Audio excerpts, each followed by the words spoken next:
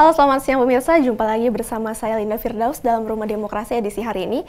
Dan pemirsa, hari ini kita akan membahas mengenai isu yang saat ini sedang ramai diperbincangkan masyarakat, yaitu mengenai pilkada.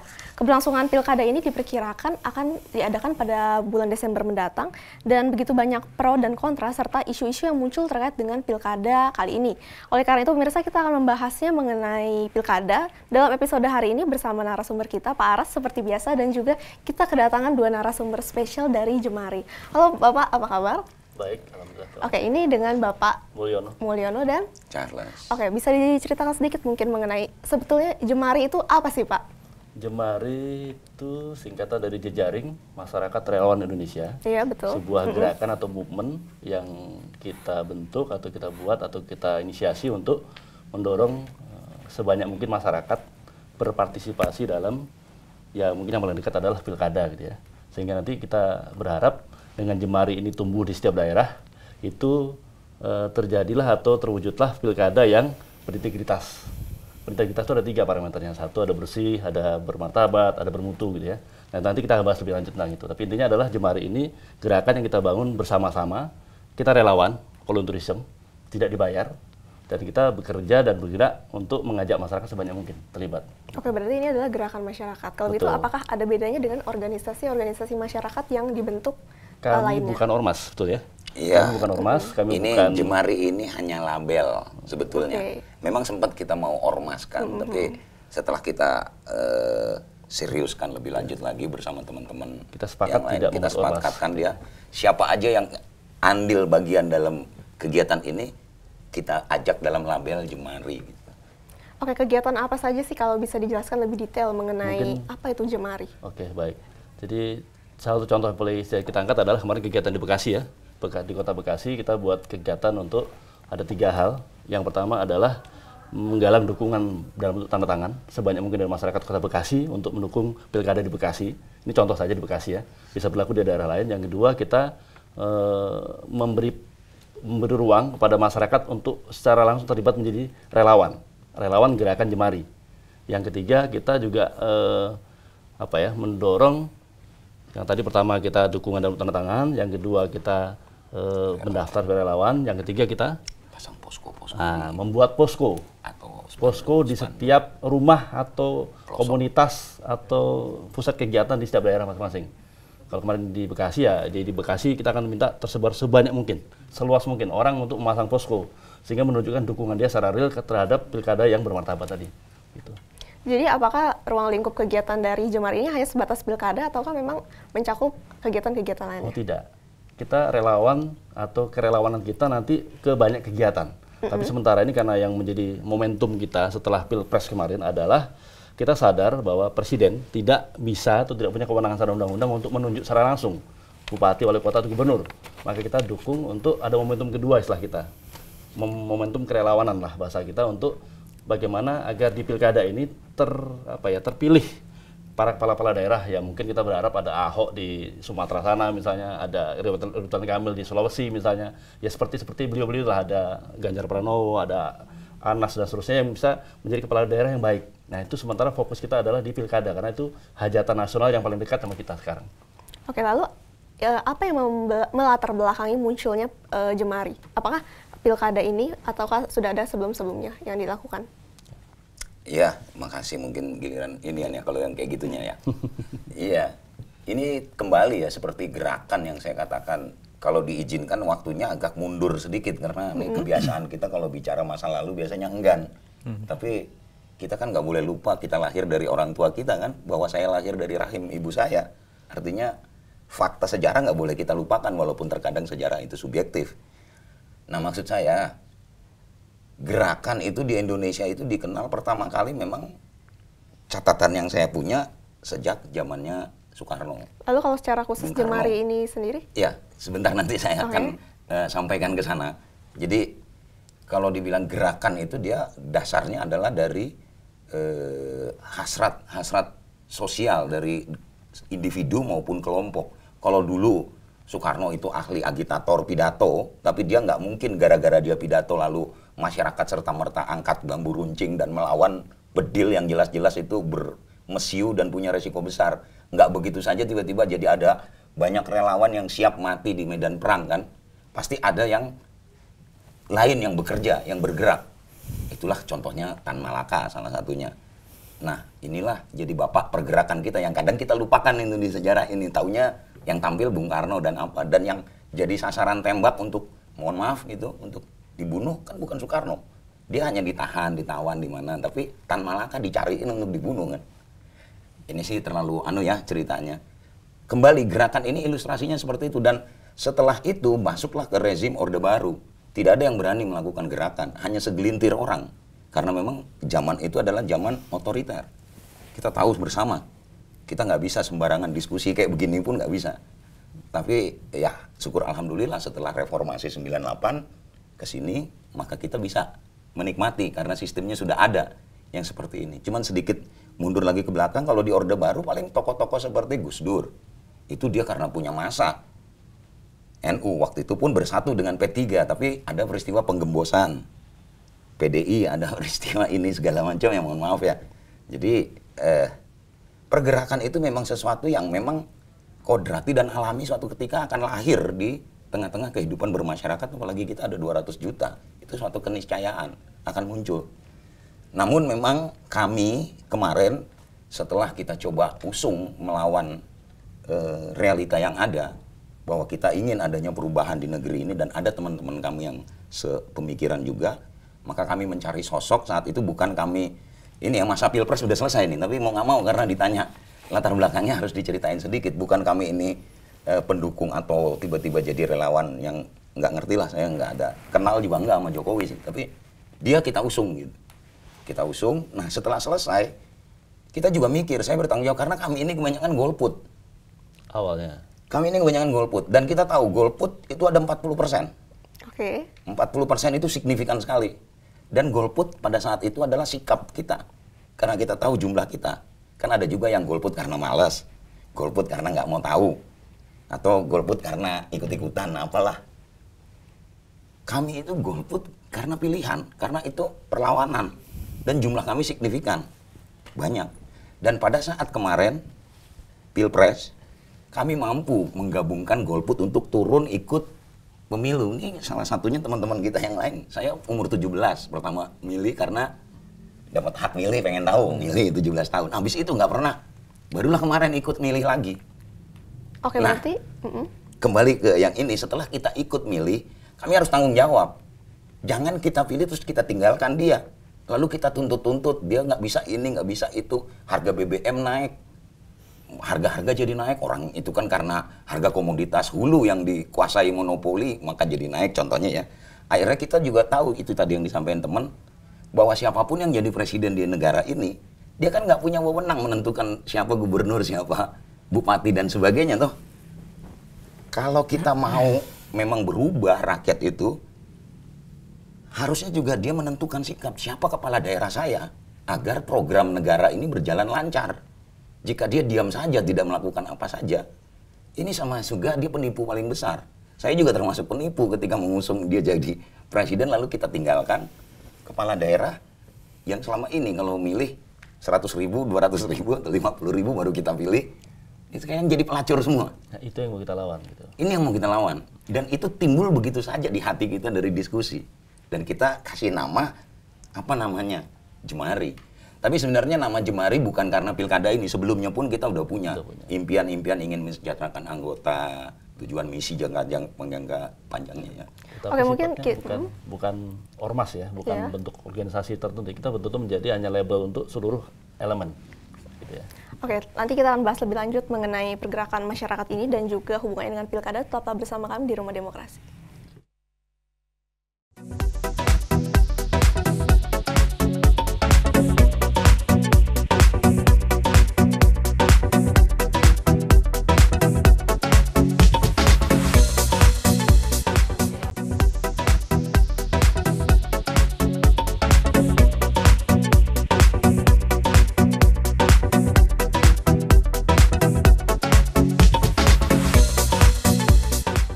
Anda masih bersama kami di Rumah Demokrasi. Tadi sebelumnya kita sudah membahas mengenai Jemari dan kita sudah kedatangan 2 narasumber dari Jemari, yakni merupakan sebuah gerakan masyarakat yang bertujuan untuk mengawasi jalannya pilkada, betul. Seperti itulah kurang lebih ya.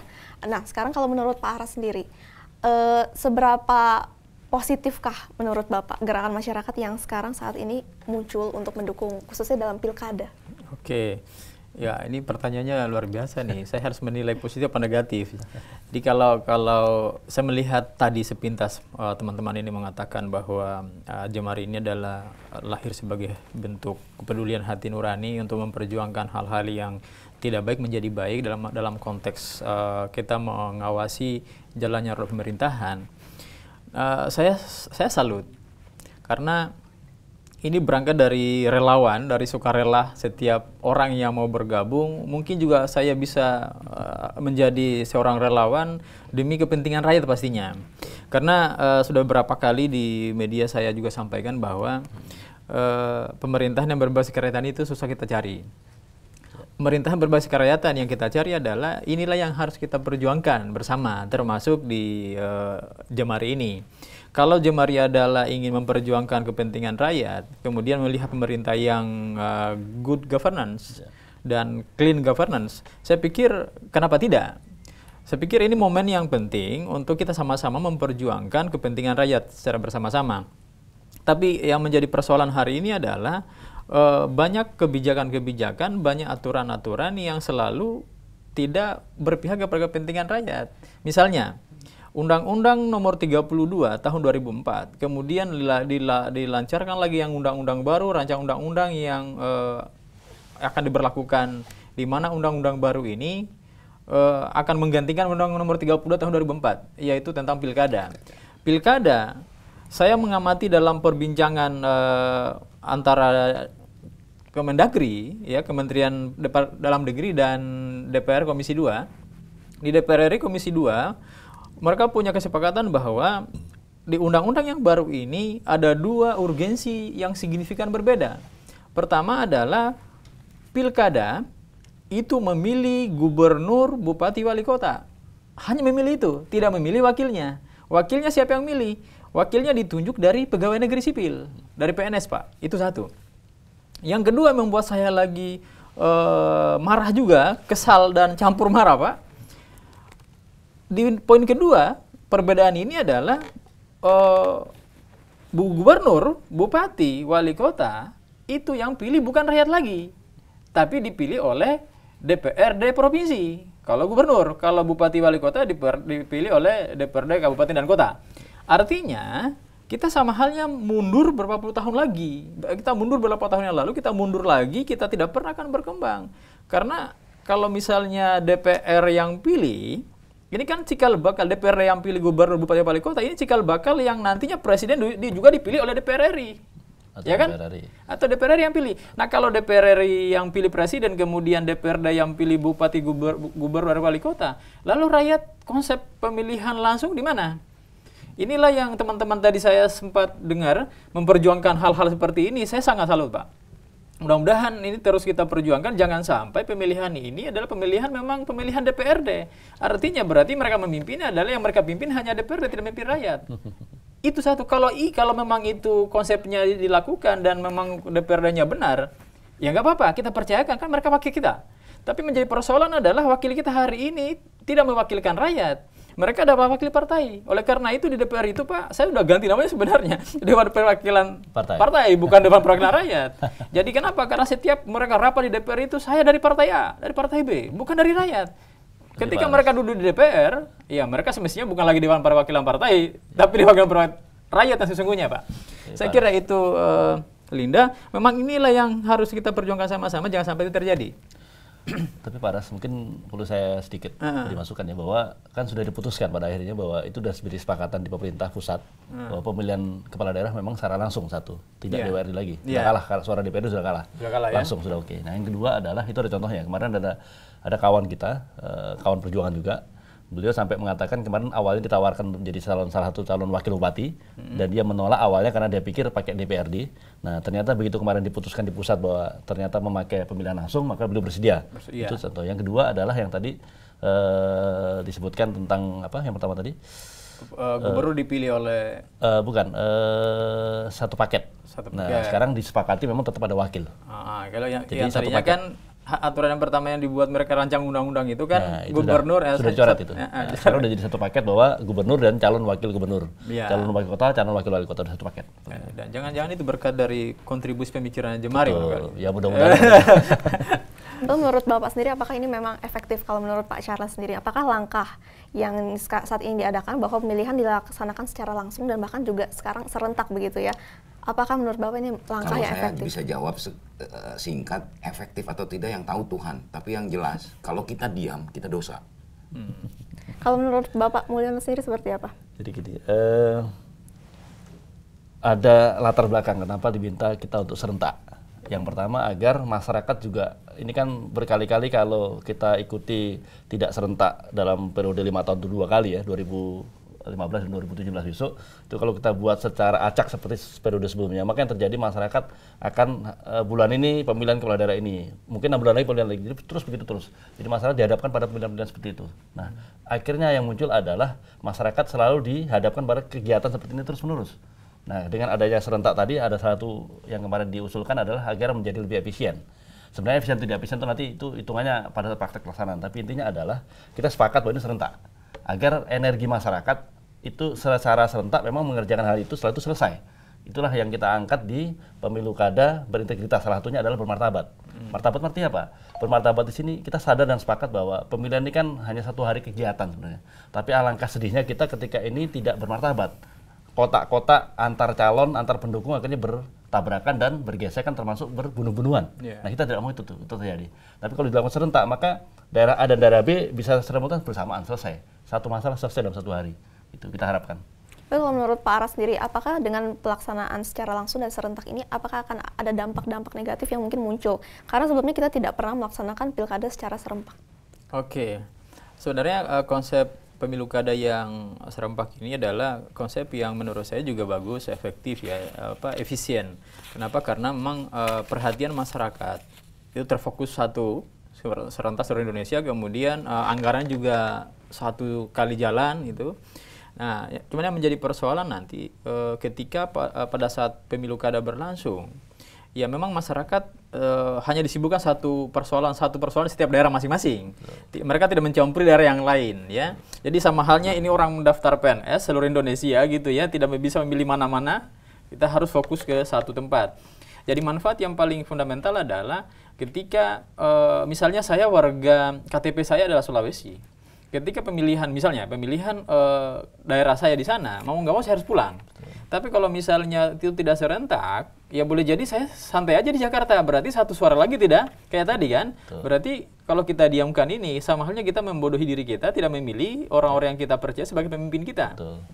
Itu yang pertama, Linda. Yang kedua, sedikit kita bahas masalah kontribusi pemerintah daerah kepada kepada calon kepala daerah ya, calon kepala daerah kepada masyarakat, karena masyarakat telah memilih mereka calon-calon ini yang nantinya menjadi gubernur, jadi bupati, jadi wali kota, yang sejatinya memang mereka akan memperhatikan rakyat pasca pemilu. Ya, ini sebagai saran saja sebenarnya dalam konsep pemerintahan berbasis kerakyatan yang sering saya lakukan adalah based on society, government based on society. Social entrepreneur. Iya, itu bisa juga. Nah, inilah yang menjadi target pemerintah ketika dipilih, tidak hanya sekedar pada saat pemilih mereka cari rakyat, tapi pasca pemilu mereka ketika sudah dipilih, baik yang tidak terpilih, tetap mereka harus orientasinya adalah kepada rakyat. Kenapa?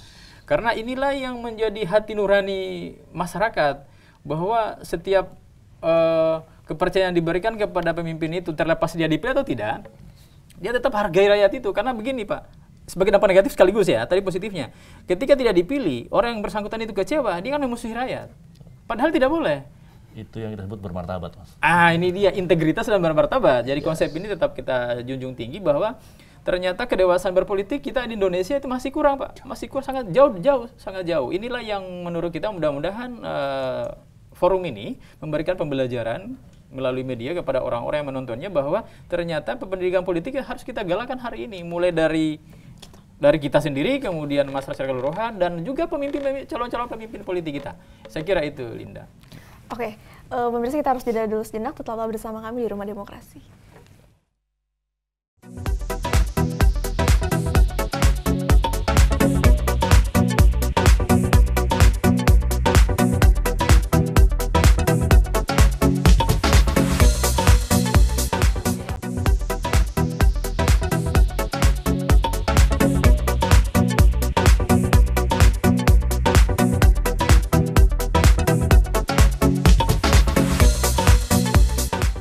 Masih bersama kami di Rumah Demokrasi. Sekarang saya ada sebuah pertanyaan nih untuk Pak Mulyono dan Pak Charles terkait dengan kegiatan yang dilakukan oleh Jemari ini. Ya. Untuk pilkada tahun ini, khususnya tanggal 9 Desember ya 2015, apa saja sih yang sudah Jemari persiapkan dan akan lakukan? Ada 3 hal yang kita ingin dorong ke masyarakat untuk terlibat. Yang pertama adalah mendorong galangan dukungan dalam bentuk petisi tanda tangan sebanyak-banyak, seluas-luasnya di setiap kota, setiap daerah. Yang kedua adalah kita mengharapkan munculnya relawan-relawan yang mau terlibat dan bergabung dengan kita di Jemari untuk menjadi pengawas kegiatan pilkada ini. Tanpa harus jadi ada atasan bawahan. Betul, tidak ada atasan bawahan. Kita betul menjadi relawan di sini. Nah, yang ketiga yang kita butuhkan adalah yang pertama tadi itu dukungan dalam bentuk tanda tangan, yang kedua kita menjadi relawan. Nah, yang ketiga kita ingin mendorong pemasangan spanduk kecil saja yang menjadikan posko namanya. Spanduk untuk posko gitu ya? Posko Jemari di setiap rumah, setiap warung, setiap pasar, setiap komunitas, sehingga nanti ketika di daerah itu, katakanlah di mana, Kota Bekasi misalnya, itu nanti jadi pilkada tanggal 9 Desember besok, sampai menjelang hari H tanggal 9 itu semakin banyak orang memasang spanduk posko tadi. Itu menunjukkan menggeliatnya kegiatan ini di seluruh pelosok Kota Bekasi. Sehingga nanti setiap orang akan melihat, oh, ada posko Jemari dalam konteks anti money politik, anti politik uang, anti politik busuk segala macam. Itu nanti akan menyebar virus ini menjadi kegiatan di seluruh Kota Bekasi, contohnya seperti itu. Tapi kita berharap di seluruh daerah di 269 itu. Oke, sekarang ini ada VT ya Pak ya, video mengenai aktivitas yang dilakukan oleh Jemari, mungkin bisa ditayangkan. Oke. Ya. Ini Nah, di Kerawang, ini apa nih Pak? Di Kerawang ya? Iya, ini pertama kali waktu itu saya coba belusukan dengan warga yang ada di Kerawang. Saya coba gugah, tanya, bersediakah dengan sedemikian rupa bahwa nasib kita ke depan atau mau dijual seharga. Kalau ini di Bekasi, ini kita on air, waktu itu ketangkep sama radio Dakta ya? Dakta 107 FM, minta wawancara juga. Karena mereka terkejut, ini ada apa gitu. Terus dikiranya ada cukong yang bayar, taunya nggak ada. Tidak, kita ini di Rengas Dengklok, Tugu Proklamasi sebagai ya simbol sejarah perjuangan bangsa ini juga yang sudah dilupakan. Jadi ini sekaligus untuk mengedukasi masyarakat ya? Ini Depok ya? Ya, ini juga Depok kita ya? bagikan Depok. Sesungguhnya di Siantar juga ada, Sumatera Utara juga, Nias, Gunung Sitoli. Ya, oke, tadi kita sudah menyaksikan video mengenai aktivitas-aktivitas yang dilakukan Jemari sebelumnya. Nah, kalau menurut Pak Aras sendiri nih, menurut Bapak apakah organisasi kemasyarakatan seperti ini efektif untuk meningkatkan partisipasi masyarakat dalam pilkada selanjutnya? Oke, kalau saya melihat tadi yang dilakukan oleh Jemari tadi ya, sebagian kecil saja. Ya, ada yang menarik di spanduk tadi itu saya lihat.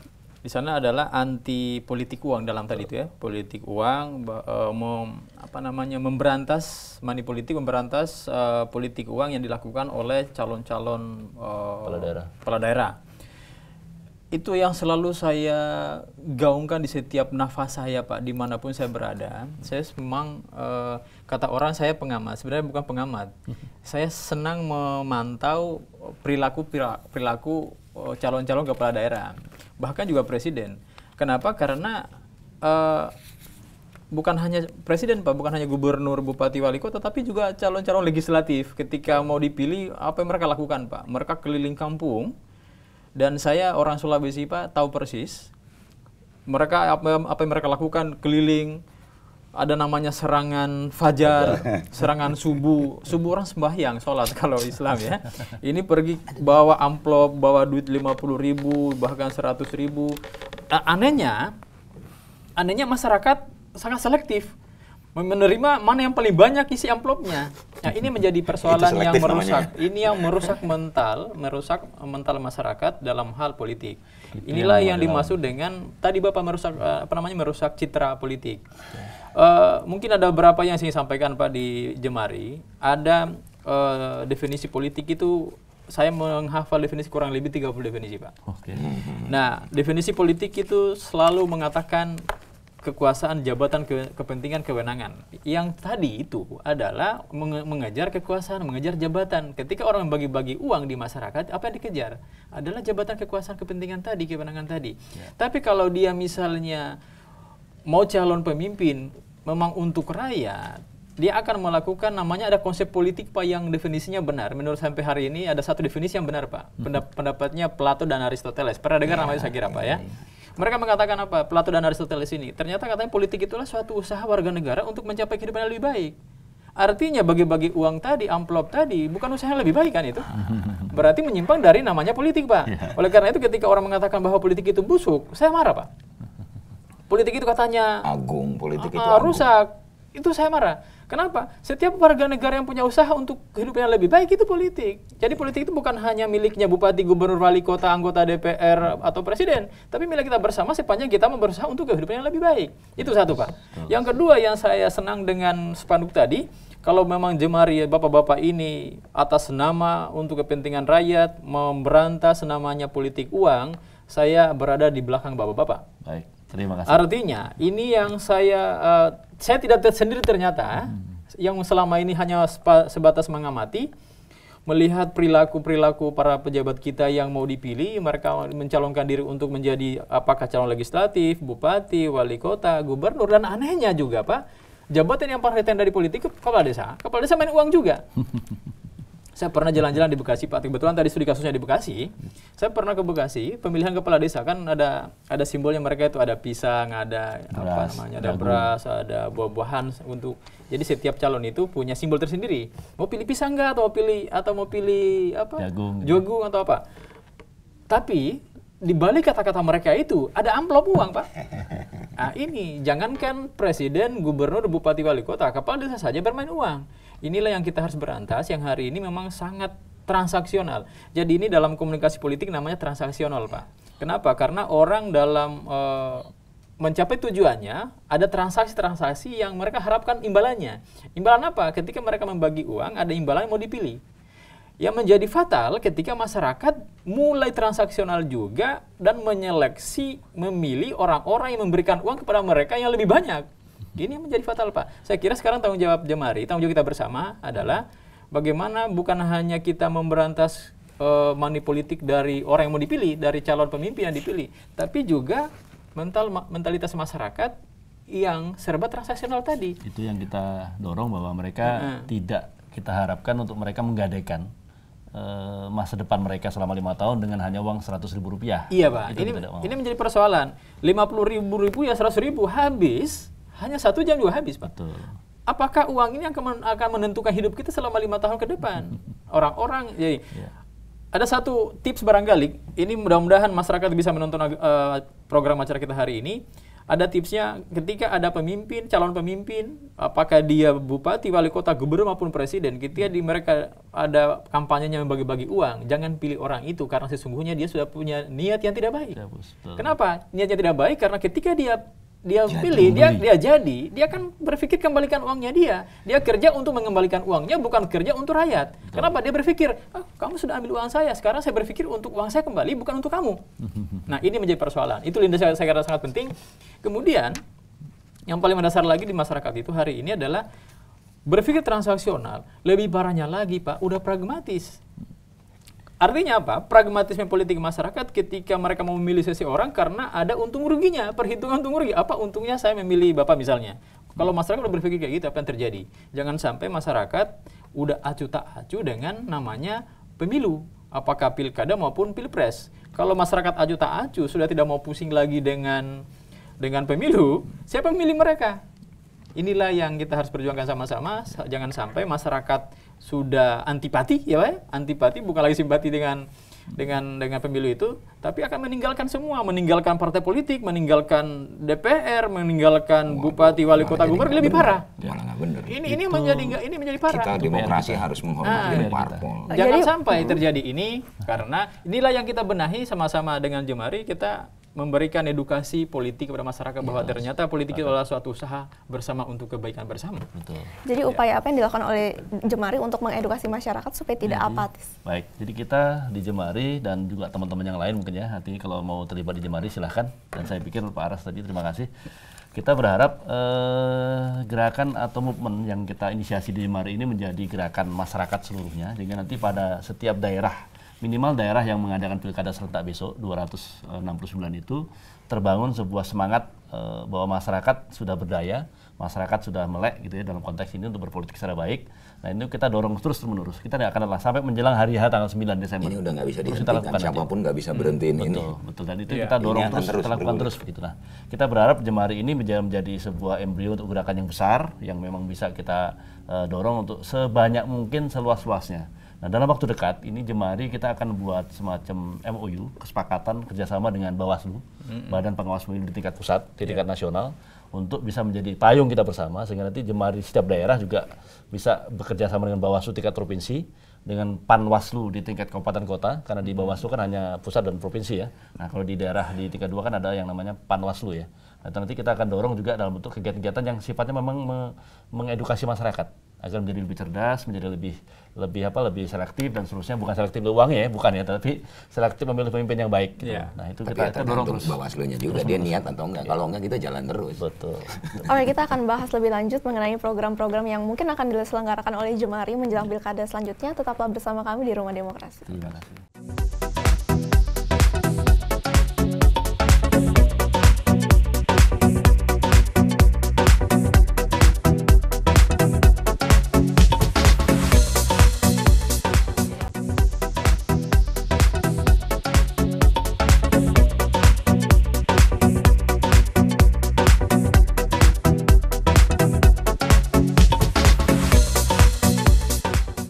Masih bersama kami di Rumah Demokrasi dan sekarang kita sudah sampai di segmen terakhir.